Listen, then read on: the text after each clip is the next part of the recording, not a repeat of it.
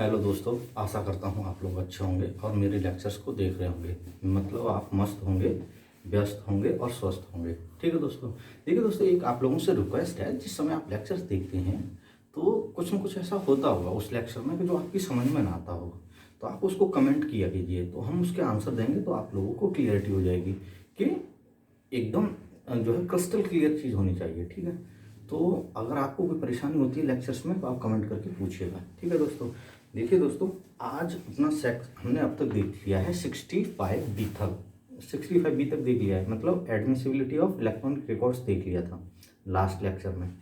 ठीक है दोस्तों, आज अपना तो चलेगा 66 से आगे चलेंगे, देखते हैं कहाँ तक पहुँच जाते हैं, वहाँ तक पढ़ाएंगे। ठीक है। तो आज 66 को पढ़ने से पहले थोड़ा सा रिकैप लेंगे हम 65 का। 65 में देखिए, क्योंकि वहाँ से थोड़ा सा कनेक्ट होता है ये 66। जहाँ जहाँ देखिए एविडेंस में बहुत जो है एक दूसरे से सेक्शंस कनेक्ट होते हैं, लेकिन अभी पहली बार में ही आपको पूरी तरह उसी को कनेक्शन जो एक दूसरे से कनेक्ट करते हैं उसी को अगर बताने लगे तो आप भ्रमित हो जाएंगे। पहले एक बार जान लीजिए सारे सेक्शंस को कनेक्ट करना, तो आप आसानी से सीख जाएंगे, अपने आप ही सीख जाएंगे। और जहाँ जहाँ कनेक्ट होगा हम बताएंगे, रेफरेंस के तौर पर बताएंगे। और कभी अगर समय मिला तो आपको सारे सेक्शंस को एक वीडियो में कैसे कैसे एक दूसरे से कहाँ पे कनेक्ट हो जाते हैं वो सारी चीज़ें एक वीडियो में बता दिया जाएगा। ठीक है। देखिए 65 पे आते हैं। 65 निकालिए। 65 में यही तो था कि किन केसेस में सेकेंडरी एविडेंस दिया जा सकता है, उसी में जो है ए से लेके जी तक हमने कंडीशंस देखी थी। तो अब हम इसमें 65 का सब क्लॉज ए ही पढ़ेंगे जो अपने काम का है। ठीक है। इसमें क्या है, सीधे पढ़ते हैं। Secondary evidence may be given of the existence condition or contents of a document in the following cases. ठीक है। किसी इसमें बताते नहीं है एग्जिस्टेंस कंडीशन और कंटेंट का सेकेंडरी एविडेंस किस केसेस में दिए जा सकते हैं, ये इसमें बोला गया है। ठीक है। When the original is shown or appear to be in the position or power of the person against whom the document is sought to be proved.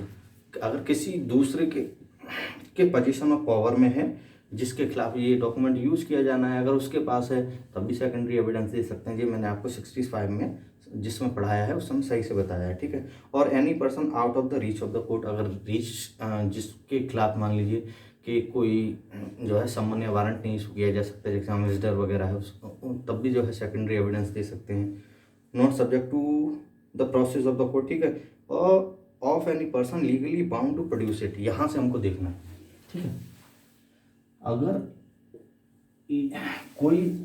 Person legally bound to produce है document करने के लिए, और उसके बावजूद जो उसको notice दे दिया है सेक्शन 66 में, अगर उसको नोटिस भी दे दिया गया है कि आप उस एविडेंस को प्रोड्यूस कीजिए कोर्ट में, उसके बावजूद भी नहीं करता है, तब उस केस में भी सेकेंडरी एविडेंस उस जो है डॉक्यूमेंट का दिया जा सकता है। यही लिखा है।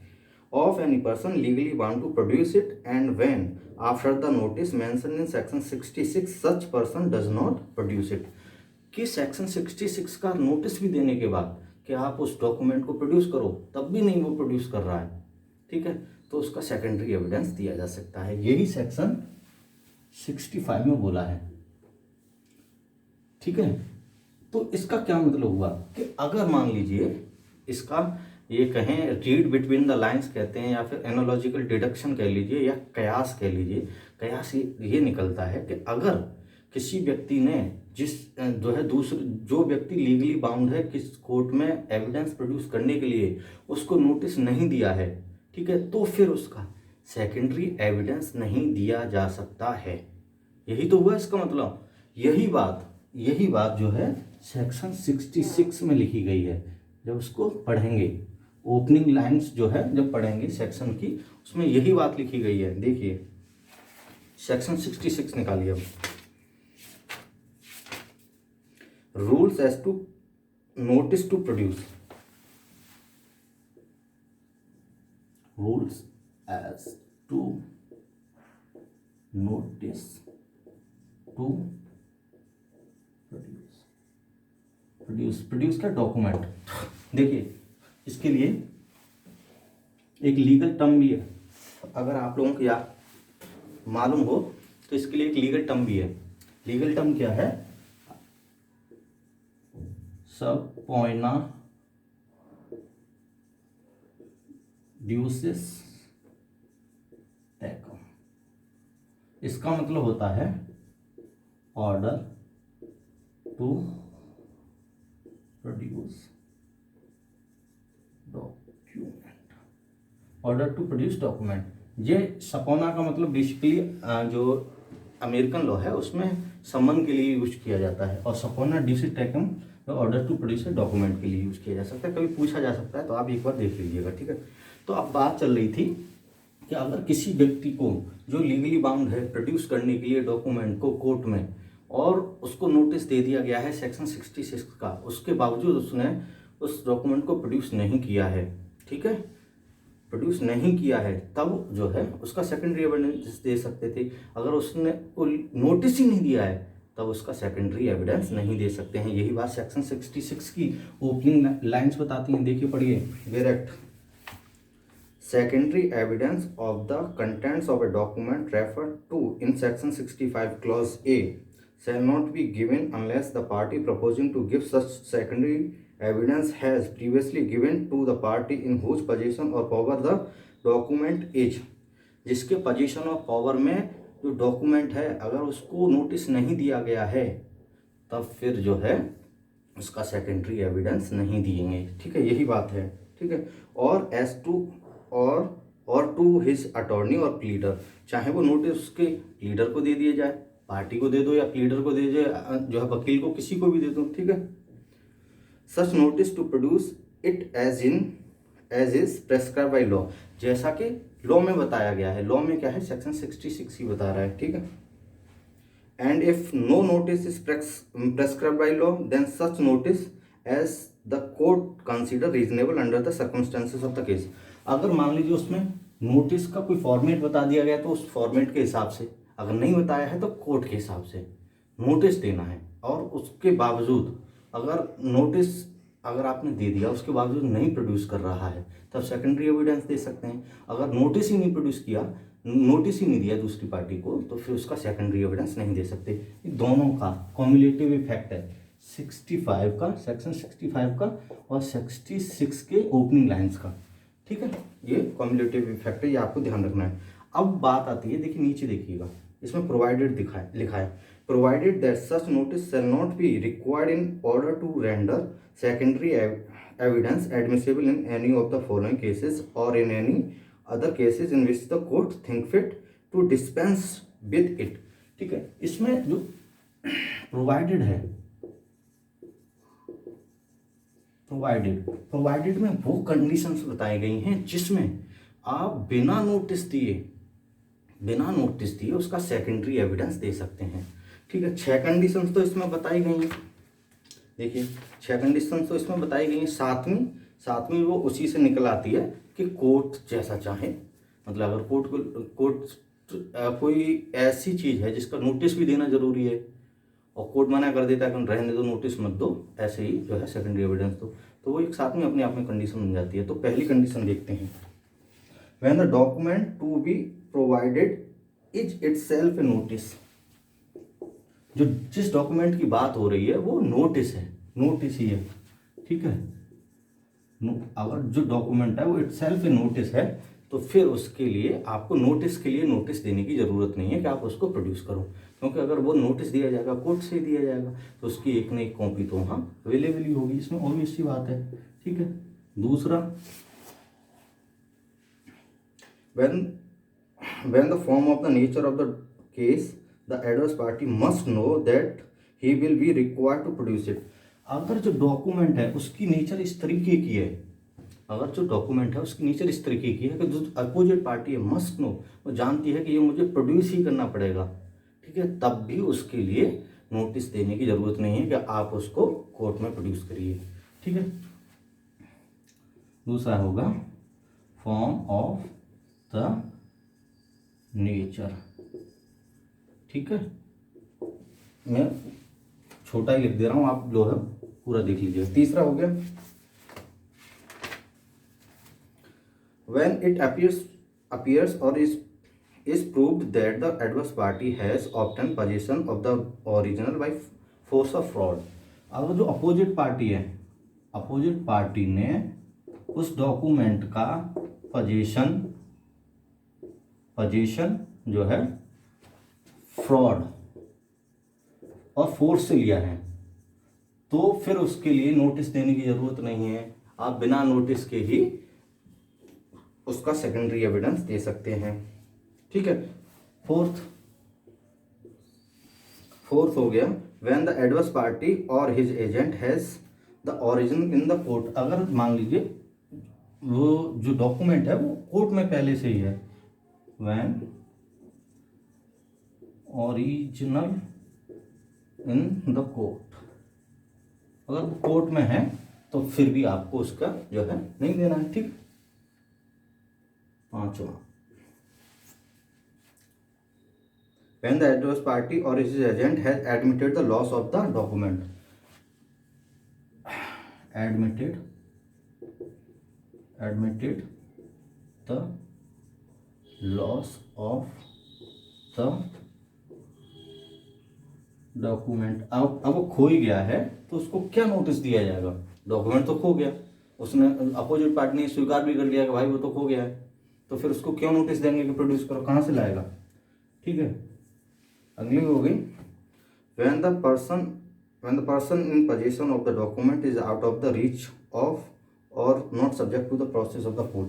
आउट ऑफ द रीच है और नॉट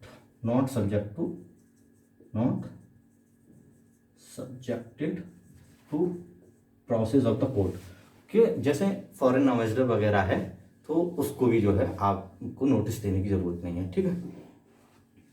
और एक लास्ट जो उसी प्रोवाइडेड से ही निकल आता है, मैं यहाँ लिख दे रहा हूँ 7th बना के, लेकिन वो अगर कोर्ट को लगता है कि उसमें जो है नोटिस दिया जाना चाहिए, लेकिन कोर्ट मना कर देता है कि रहने दीजिए, नोटिस देने की ज़रूरत नहीं है, तो फिर कोर्ट की परमिशन से जो है उसमें बिना नोटिस के भी डॉक्यूमेंट को सेकेंडरी एविडेंस दिया जा सकता है, एज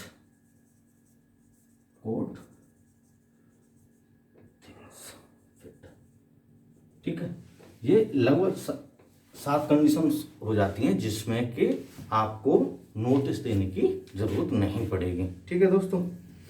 और एक बात और देखिए, अब इसका मतलब ये थोड़े ना है कि अगर मान लीजिए कोई व्यक्ति नोटिस जो है देने के बाद अगर उस डॉक्यूमेंट को नहीं दे रहा है तो उसका कोई ना कोई तो उसके एडवर्स इफेक्ट होगा ही होगा। देखिए एडवर्स इफेक्ट क्या होता है वो मैं अभी बता रहा हूँ, इसको साफ कर देता हूँ।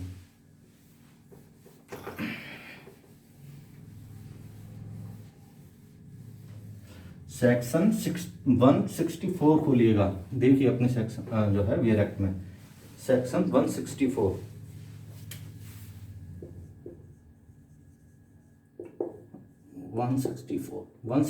में क्या है, निकालिए, खोलिए।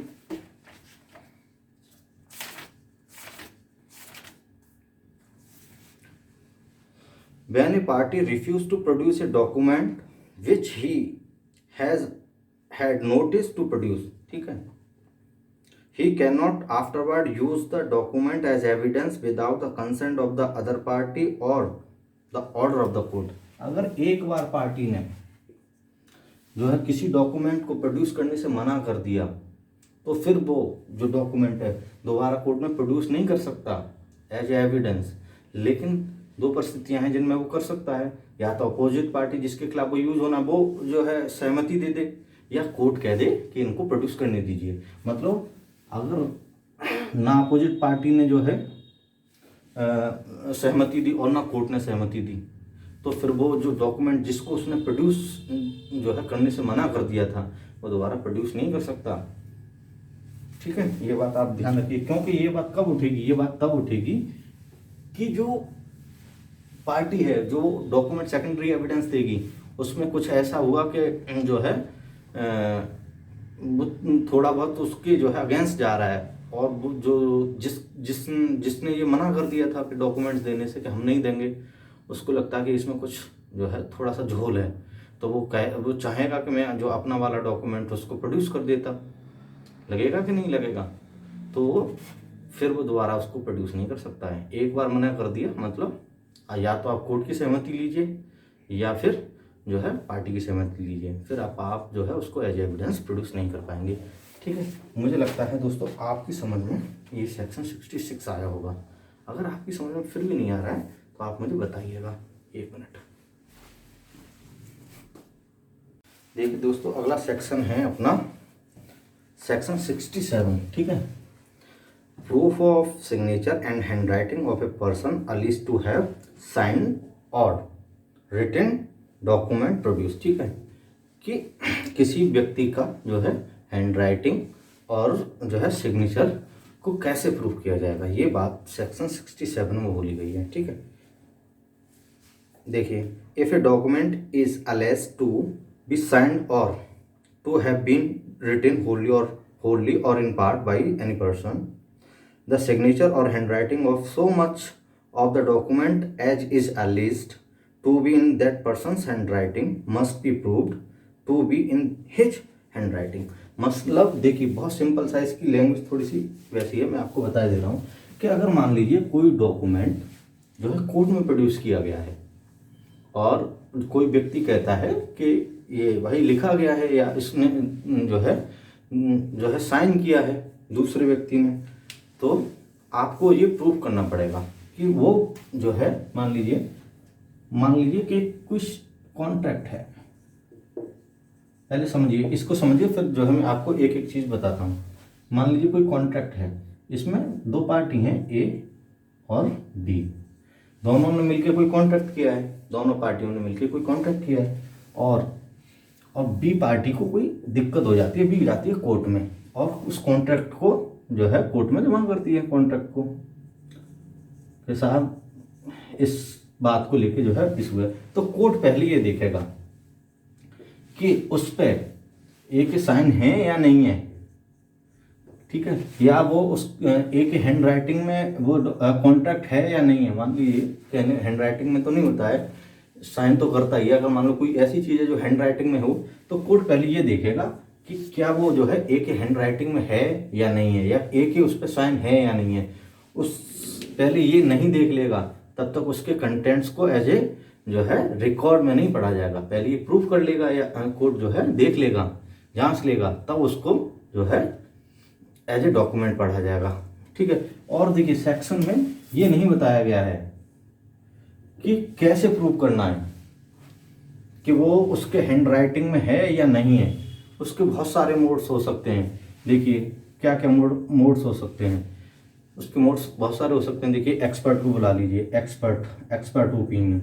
कोर्ट जो है अपने आप कंपेयर कर ले। मान लीजिए कोई है जो है ए का जो है कोई हाथों से लिखा हुआ डॉक्यूमेंट मंगा ले जो है उसी के द्वारा लिखा गया हो, उससे कंपेयर कर ले कि हाँ इसका हैंड राइटिंग है या नहीं है, या सिग्नेचर मंगा ले, उससे कंपेयर कर ले कोर्ट खुद। ठीक है, दूसरा ये खुद ही एडमिट कर ले कि हाँ साहब ये मेरे हैंड राइटिंग में, ऐसे भी प्रूव हो सकता है। ठीक है, या मान लीजिए कि कोई अकाउंटेड पर्सन हो या फैमिलियर पर्सन हो जो एक हैंड राइटिंग के जो है बनावट के बारे में जानता हो, उसको कोर्ट में बुला के उससे एविडेंस दिलाया जा सकता है कि हाँ जी एक ही हैंड राइटिंग में ही है। कहने का मतलब ये है कि ये बात प्रूव करनी है कि जिस पे कोई बात हो रही है केस में जो हैंड राइटिंग या सिग्नेचर की बात हो रही है वो उसी व्यक्ति की हैंड राइटिंग है या नहीं है, तभी तो वो एज ए डॉक्यूमेंट माना जाएगा। नहीं तो नहीं माना जाएगा। वो और बहुत सारे भी जो है कुछ सर्कमस्टेंशियल एविडेंसेस से भी जो है प्रूव किया जा सकता है। कोई जो है मान लीजिए आपके पास फुटेज वगैरह हैं, आपने उसका वीडियो बनाया है तो उसके द्वारा भी किया जा सकता है। कहने का मतलब ये है। देखिए एक बार फिर मैं समझाता हूँ दोबारा से सेक्शन को। If a document is alleged to be sign or have been written होल्डली or in part by any person, किसी व्यक्ति के द्वारा होल्डली या पार्टली वो लिखा गया है। ठीक है, द सिग्नेचर और the hand writing of so much of the document as is alleged to be in the that person's handwriting, उसके हैंडराइटिंग में ही होना चाहिए जिस पे आप जो है एलिगेशंस लगा रहे हैं। ए ने जो है बी ने ए पे एलिगेशंस लगाए हैं, तो ये प्रूव करना पड़ेगा कि जो जिस कॉन्ट्रैक्ट की बात हो रही है वो ए की ही जो है हैंडराइटिंग के हैं। ये पहले प्रूव किया जाएगा। ठीक है, must be prove to be in his hand writing में या सिग्नेचर में है, यही बात है इसमें। ठीक है, दो बात जो याद रखने की है इसमें, पहला कोई मोड नहीं बताया गया है, जो अब तक के मोड जो नॉर्मल मोड्स हैं उसी के द्वारा या किसी भी मोड से आप प्रूव कर सकते हैं किसी भी पर्सन की हैंड राइटिंग और सिग्नेचर। ठीक है, नंबर काफ़ी पूछा जाता है कि proof of signature and hand writing कहाँ दिया गया है, काफ़ी पूछा जाता है। देखिएगा आप जो है प्रीवियस ईयर के क्वेश्चन पेपर्स देखेंगे तो उसमें ये सारी बातें आपको मिल जाएंगी। ठीक है दोस्तों, अगला है अपना जो है सेक्शन 67A। सेक्शन 67A देखिए, ये 2000 में जोड़ा गया है, जो आपको याद ही रखना है, मालूम ही होगा। इंफॉर्मेशन टेक्नोलॉजी एक्ट से जोड़ा गया है, ये मालूम होगा। ठीक है, और इसमें क्या है, accept in the cases of A secure electronic signature. ठीक है, if the electronic signature of any subscriber is alleged to have been affixed to the electronic record, the facts that such electronic signature is the electronic signature of subscriber must be proved। Same है, उसी की तरीके है। ठीक है, अगर वो secure वाला है तो उसको छोड़ देंगे। इसको आप देख लीजिए, ऐसे जो है पूछा जाता है तो कभी कभी नंबर पूछ सकता है, वैसे इसमें से कुछ पूछा नहीं जाएगा। आप देखिएगा दोस्तों, कोशिश कर रहे हैं आपकी समझ में आए। फिर भी अगर आपको कुछ भी समझ में नहीं आता तो आप कमेंट करके पूछा कीजिए, बताएंगे। अपनी जितनी भी नॉलेज है पूरी लगा देंगे, कहीं से पढ़ के बताएंगे, समझ के बताएंगे, लेकिन आपको बताएंगे ज़रूर। ठीक है।